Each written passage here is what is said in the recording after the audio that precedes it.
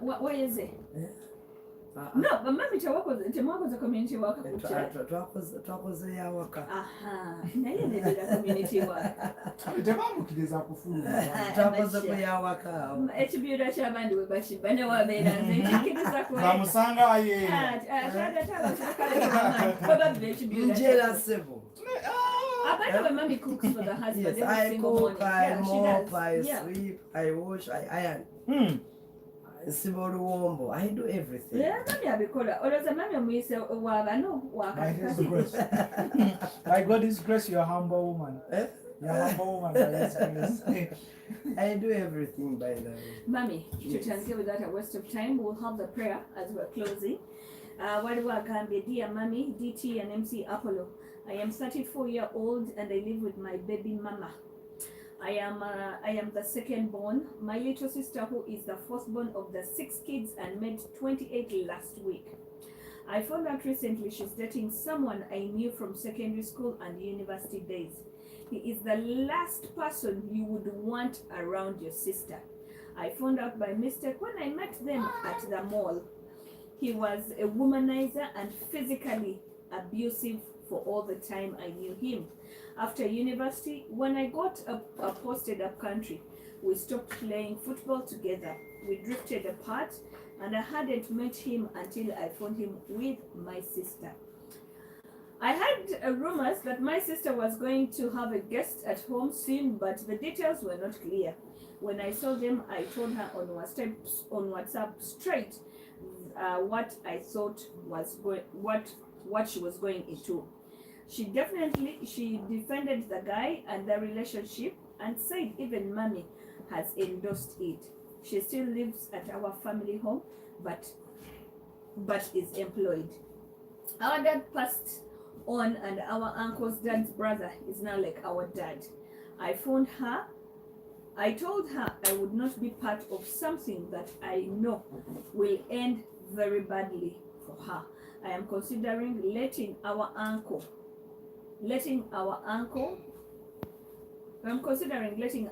know where I stand, or should I stay out of it completely?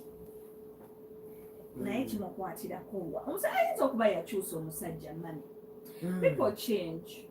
Ebintu by'omukwano bizibu tosaayo bibyo. Of course abantu bagwa mu mukwano ne bw'oyogera kati ajja fundikira nga afunye grudges ne sister we. Ndowooza ndibaliza ka story muntu mukulu. Ekisookera ddala yagezaako omutegeeza naye ono ng'alaga nti ki maama ekintu yakoonamu oba okitegeera kati oba maama yakoonamu ate ye agiramuwa abaleke batambuze ekintu kyabwe banaamanya bwe banaamukubirayo ne bamubutula bw'aba okusinga bw'anaakyayibwa nze ndowooza ndikivuddemu. Ono agambye, dear mommy, thank you for the good job that you're doing. Chanel, you're going to fall. Thank you for the good job that you're doing. I have been married 5 years. We have always managed our finances separately, and when I met her, she was very well off. However, over time, she made some bad decisions, which I was not involved in. She did a business, it failed. She did another one, it failed. Worse to that, she decided to get a man who impregnated her and made her pregnant.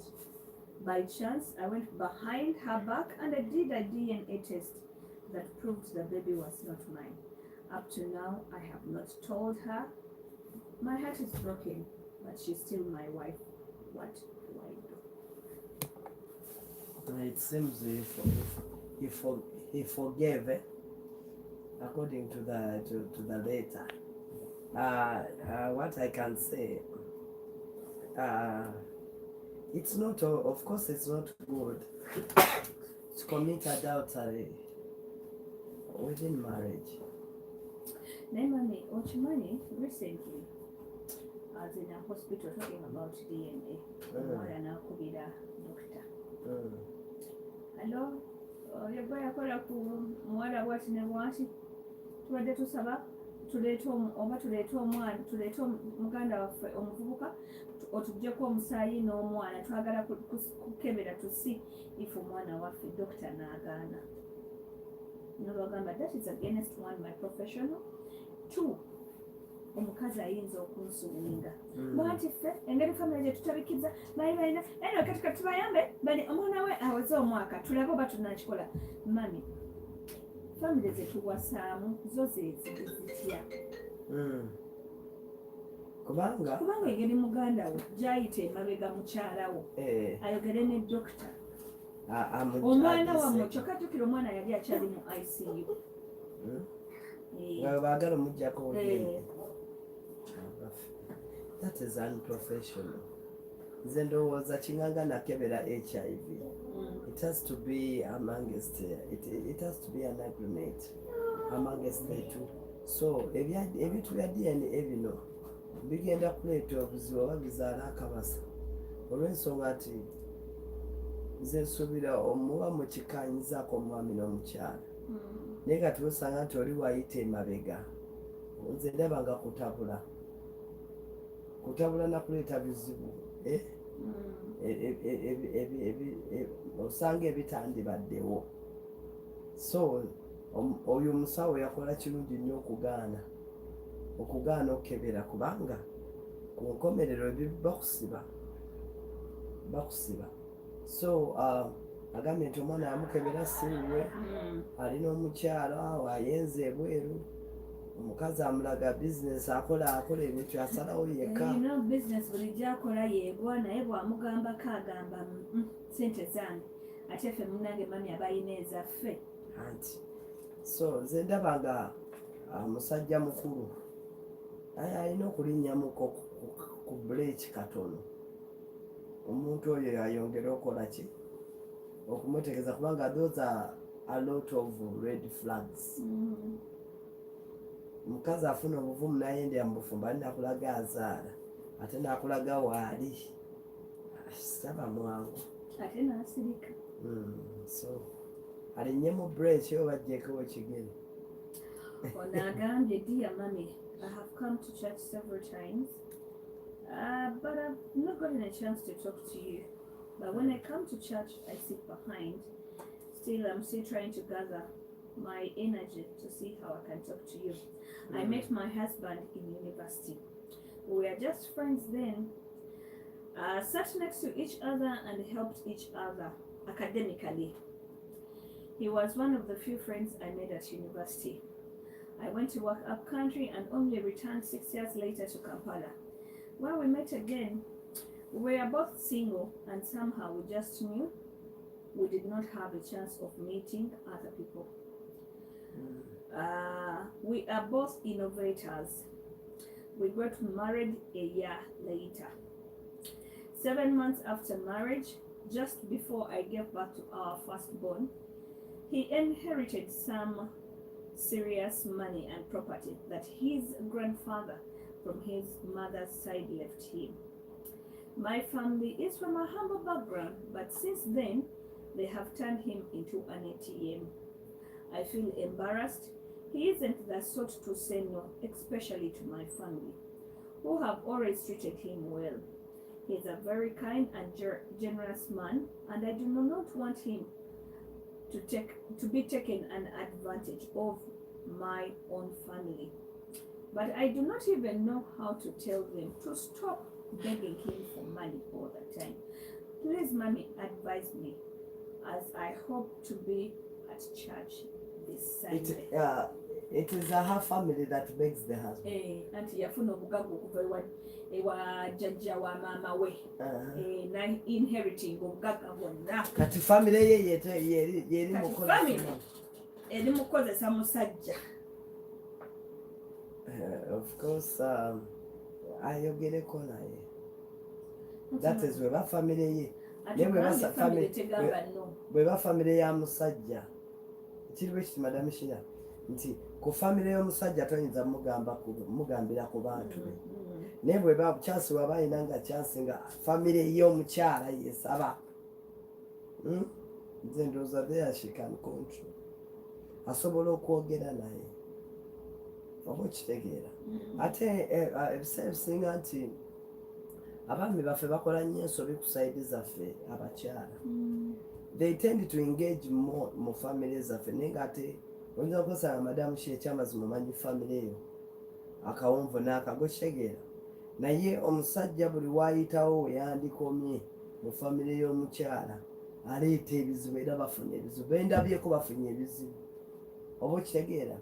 Nze ndowooza nti for example my husband okuyamba ewaffe okubaako ekintu kyakole waffe aba alina kuyita mu nze, we have to discuss about it and agree about it, okitegeera ofuna nti tukyogerako ne tukikkaanya nti badde no njagala kuyamba maama mu kino, badde njagala kukola kino nakino nakino, naye weesanga nti abasajja nze kankiyita oba olumuki jogo era abasinga bafundikidde bagadde sayidi bagadde kubamu mu sayidi y'abakyala abamu bendabye majority. Yes, that is very crucial. Majority of them oli apickinga interest okuyamba ew'omukyala we ng'ate ogenda owuli akwanayo muganda we ofuna. Naye nze ndowooza the proper way would be gwe omwami n'omukyala ne mukaanya ti whereby ogenda okuyambayo nga nange nkola ki, naye weesanga omusajja alina ebintu byakola ewammwe naye ng'ate akulaga akola behind your back. Nze ndowooza wandivuddeyo weerere baganda bange, tulina okuba nga tukikanyizaako.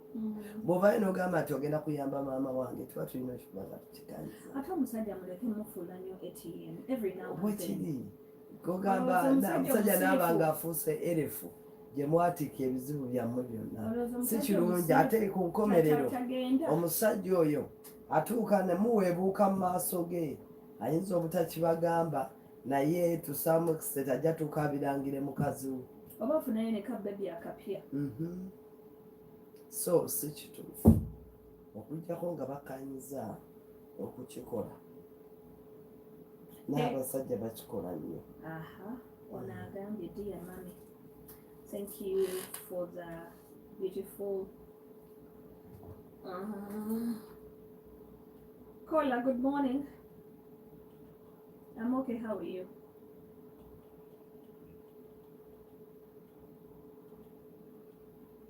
Yes, Ambassador, can you kindly call us back? We're still in later moments.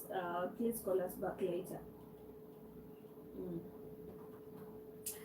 Onagame Mami, thank you for the beautiful work that you keep on doing. I'm Anna, events decorator, and I was hired by an OG to do her wedding. I have attached 2 of her wedding meetings, so I know the main parties. Okay, wait. I have attended rather 2 of her wedding meetings, so I know the main party in the event. The wedding is 4 months away. I traveled with my family to a game park 2 weeks ago, and as we were having breakfast, I see this couple being lovey-dovey in the pool. I did not pay much attention until they decided to come out to the restaurant for breakfast. And who do I see? The groom. He did not recognize me because I was just one of many faces in the crowd during the wedding meetings. The lady obviously wasn't my OG who hired me. My OG asked me to reach out to her for a deposit after I returned for the holiday. But I am so confused now about taking her money because the man is busy moving with other women to different game parks, and we happen to meet there. But he doesn't recognize my face, neither does he know me. Should I go ahead to ask for the money for the event, or should I tell my OG exactly what the husband he is? What I think Yakologo is the service provider. Let her not go overboard. Areme kutabula kwaya nze nsuubira since mu kintu kino is just a service what provider yakole mulimu gwe alinde sente ze bamusasule tatabangula maka ng'omusajja bwapepeya n'abalala ate munnange kati yekikwatirakoowa kubanga ayinza okwonoona ebintu oba okitegeera oli amuleke yekwatira ebbaawa ayinza kuba nebbaawa mumanyi mubalizi abaliga okimanyi nti abantu babeera n'abasajja baabwe nga bamanyi baliko ekyeddalu ekyobwenzi ate ebyo ebintu madamu shira biri common olaba omusajja ayenda kasiki ng'embaga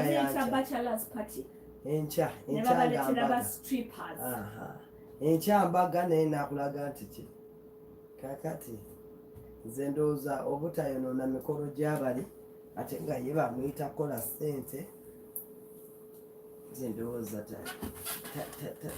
tabangula kubanga ayinza okwereetera ebizibu beera bizibu byereere ofuna bizibu bya bwereere at the end of the day naye ng'ensi gye tulimu bwetyo mami edda ebintu bino byalingayo edda abantu baali genuine naye nowadays they are the few ones be batono otherwise nze ndowooza omuntu yandigenza otuuka ku mbaga ng'asazeewo n'omuntu wafuna aje eyenda ekiro kyaleero friday ng'ekyamugatta awo nze wewansoberera ate nga bairawo kirituwe traffic mulimu n'abakazi abeeyisa batyo ate ennaku zino abakazi babaleetera ba strippers who are men bana bazina ku bupola. I think I've been seeing the video circulating okoze bagiyita batya bridal shower ku bridal shower yo bano ne bakuleetera bana abasajja so notula katebe omusajja najja n'akuzinirako but you're going into your marriage sibyangu omwo mwe mujjira ne bu ex. Mami, would you prefer someone okola bridal shower? Nze bridal shower gye mmanyi bay'abakazi bokka labika ndi mabega oba ffe naawe gye mmanyi babeera edda baleetamu ebeera girls day out ennaku zino mama ekimanyi baleeta ne basenga ne babawemula girls day out and I know you can bring in a pastor to pray for you. Ne baleeta basenga ne bajja n'ekitanda ne bateeka waliwo gye bampitako nawulira nga I know, mommy, you're very offended. You know, I was coming to that. Waliwo mu gye nagendako. By that time it was around Bukoto. Right now ekifo ekyo actually ekyaggalawo. Baleeta omu ku basenga that I will not mention names. Naye kyemmanyi omumanyi. You know, she works on one of the televisions. I will not mention her name. Naye ng'omumanyi. And ne bamuleeta n'alyoka ayogera ebigamba awo bakinenya bwe bati n'akola ne demonstration. Omanyi what happened, mami, nasitukawo ne ŋŋenda because I felt it wasn't what we call a bridal shower. Right. Because I thought a bridal shower is to sit, eat, engage yourself as we girls, you know. And we bring in a pastor. Actually, one of my friends told me to invite you to her bridal shower. I think it's on the 4th of August. She follows us here. She's getting married, so she told me to invite you for the bridal shower. So I think I will be giving you details. So, actually, she was saying, "Go you move bayita bridal shower, mami jayogerako." Mami. Kati naffe waka ne bamuyita, my cousin was getting married. Ne bamuyita naye kye yatukola, but I remember what my singer said. Yamugamba nsenga tukuyise kubanga ffe nga basenga b'abaana tulina ebintu bye tutakoze okubuulirira abaana baffe okubayigiriza naye ffe tukuyise obayambeko okusaawa esembayo. Kakati ne neebuuza basenga ebintu bagenda kulya ebyaki nga tebakoze emirimu gyabwe. Ate n'ekirala mami naalibadde nga babasenga okutukulira, it's like we wish you the best in your marriage. Please be good. Ndowooza Madam Sheila senga oyo bwe baba bapangisiza aliko malindo mami bamuteekako nnyo ku mikolo agende. My advice is anti balese senga amuyigiriza ekisembayo ayigirize ye not coming to the simuleeta mu bantu mu lukale bakwate muwala waabwe bamuwa ekisenge nesenga amuyigirize eyo okyegera kubanga ebintu by'ekisenge biri private. These are not things that we are supposed to expose, and for what?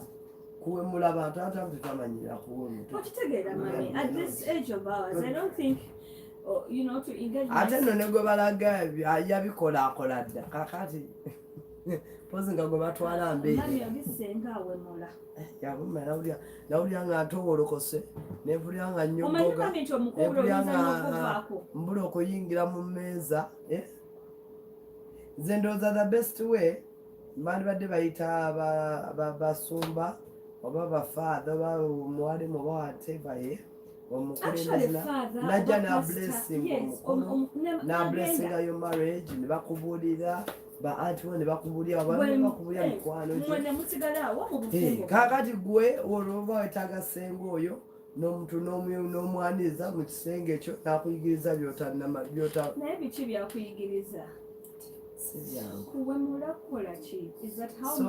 bridal shower teyandibadde embi naye olumu byetukolako ffe tuzifuula embi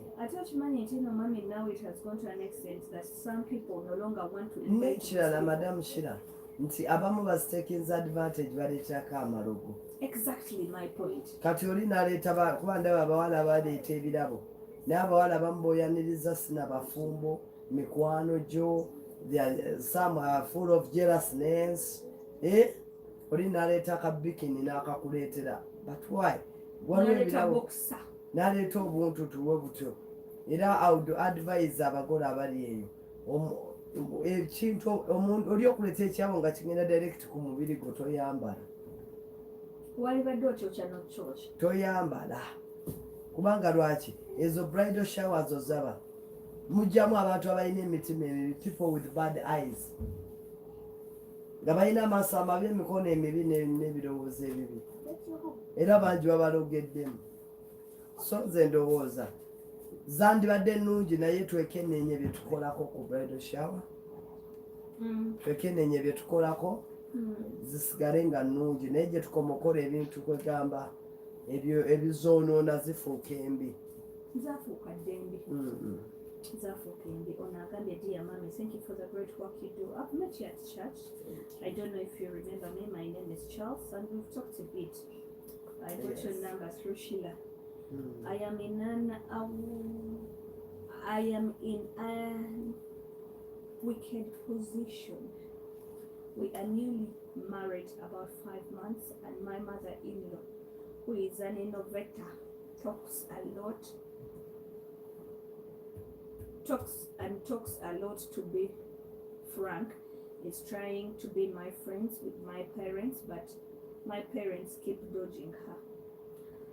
I personally do not mind. I used to, I got used to it, but my parents are the complete opposite of her. Very quiet and always mind their business, stay at home most of the times, and will only leave home for emergencies. They have a small farm that keeps them active. I am very I'm very touched, and every time she brings up my parents and the fact that they do not honor her invitation to visit her yet. My other in-laws visit, but for her it seems she's a problem. Why do I say she's a problem? She calls my wife, the daughter that I got married to, and tells her how I'm a very bad husband, how the people don't love her. And I ask myself, is it by force my mother and father to love her? We are keeping it low. But 5 months in this marriage, I feel like this woman is breaking me. I feel like letting go of her daughter because the mother is arrogant, rude, quarrelsome, and does unexpectedly things that I would not mention. Kindly advise me, what should I do? Because anytime I feel like I should let go of this marriage. I think the complaint is on mother-in-law, not the wife. kakati banne bamaama bali eyo, bamaama banyazaala bali eyo, bamaama abatuzaalira abaami abakyala. Nze ndowooza kati nyazaala going into family y'omwami wo n'okubeera nga you engage much the husband, you engage much, onoonya ki? Kugamba abantu abamu oba baliko ki? Naye nze ndowooza nti banyazaala ebiseera ebisinga balina kwekuuma nga they are private, tebatera kubeera exposed. Oba okitegeera, balina kubanga okwewa ekitiibwa. Lwaki? Nti buli oweetalaatala ennyo bakujja emize. Right now omuka ali disgusted of the mother. Of course, oba okitegeera, kati ate omukazi ayonoonera omwana we obufumbo bwe. Kubanga omukyala we oli omukyala we alioke naye ate kati ekizibu kifuuse maama. Maama yafuuse oba ekizibu ye maama, oba ekizibu ye maama, oba maama yekizibu, whatever. So nze ndowooza nga bazadde be agambe nti bazadde be they are trying to distance. Let him also do so. Eno nga mpanvu. Eno. This one is long. I beg, I need to remove my glasses. Dear Mommy. Yes. I have written a very long letter to you asking for your advice. I am not writing to ask for advice. I am more cautious to hear about what you think about other men navigating what I would call marriage taboo. The one no one likes to talk about. I currently have 2 wives. My first marriage is now 20 years old. We did everything a loving couple is supposed to do. The romance, the companionship, the raising of the kids. Today the children are grown and the house is quiet.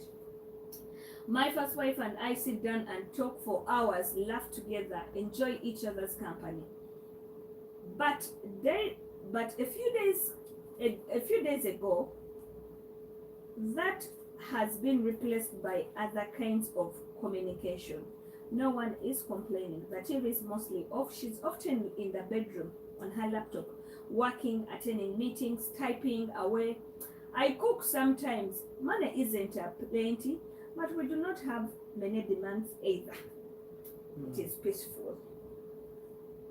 It works. Then there is my second marriage, now 5-year-old. And I honestly can say I am experiencing a difficult kind of fulfillment there. This one is what you would call the train that never stops. To kibukira kuchoto. I think. We have 1 child together, and the house is always on fire in the best way. My wife is younger, deeply in love, and still fully interested in the romance. My moods, my personality, my everything shifts when I am there. I get to reveal a vision of life I hadn't lived in years. Here are the things that I spend time at home. I am almost a difficult person. If you saw me in one house, you might not recognize the man in the other. And the other that got me thinking, especially after a conversation with a friend, he told me that for a man to manage with just one wife, several things must be true. According to him, that man is either secretly cheating with other women, masturbating, secretly married to someone else, too broke to afford a second wife, but wishing he could, too clumsy at keeping secret, so he keeps getting caught, actively looking for a wife or girlfriend, dealing with some healthy issues, let's say general weaknesses, and so on and so forth. Now, I'm not saying I agree with all that, but I will be honest. I have struggled to understand how this one-man-woman arrangement is supposed to work smoothly for every man. Especially when you look at the realities on the ground. I respect the region, the cultures, foundations that different people hold, whether Christian, Muslims, or otherwise. But particularly speaking, I wonder how many men in many marriages are truly coping with just one wife. And if I may add, what I have seen and heard over the years, a man with one wife might also be constantly getting stress or desires to keep the peace at home, overworking himself just to stay out of the house longer, finding his emotions and physical needs, but choosing to suffer in silence. Staying at home because of the children, he fears social finances, convincing himself that it's just marriage, or simply exhausted. My question is, this isn't aimed at women. I do not understand. In Korean, do I continue having the two wives, or should I look for another one? Abaganda bagamba eyeeweza omumba gwe bazitikka. Kakati musajja mukulu agambye amaze mu bufumbo emyaka 2 n'afunayo owa ate nga akulaga nti obufumbo buli bubadde temuli mu bizibu. Oba okitegeera asazewo afunye omukazi omulala myezi 5 myaka 5 5 years ayinamu bebe, ennyumba eri ku muliro, meaning nti tali comfortable with that second marriage or whatever. So nze ndowooza nti omuntu yenna buli woonoonyereza ofuna kiringa omuntu onobeera mu maka n'oyagala otrayingeko ebweru, definitely togenda kuba na mirembe. Emirembe tewali. Emirembe gye tunoonya tetusobola gisanga. Emirembe ffe tugikola ki? Ffe tugyewa. Gwe weewa emirembe, gwe okola ebintu ebikuwa emirembe. So nze ndowooza ekintu ky'okulowooza nti okufuna omukyalo owokubiri out of the wedlock is not the solution. Era kiri gyali kubanga muntu mukulu okusalawo kwe bw'abanga tali comfortable. Lwaki obeera mu kintu nga toli comfortable? Unless is comfortable in it. Naye bw'oba toli comfortable, lwaki oba weewa emitawaana oba onoonya ebizibu ebitakunoonyeza. So I wouldn't advise the second marriage. Okay, Susan, where do we find mommy on the different platforms? Pr Teddy Kkonde.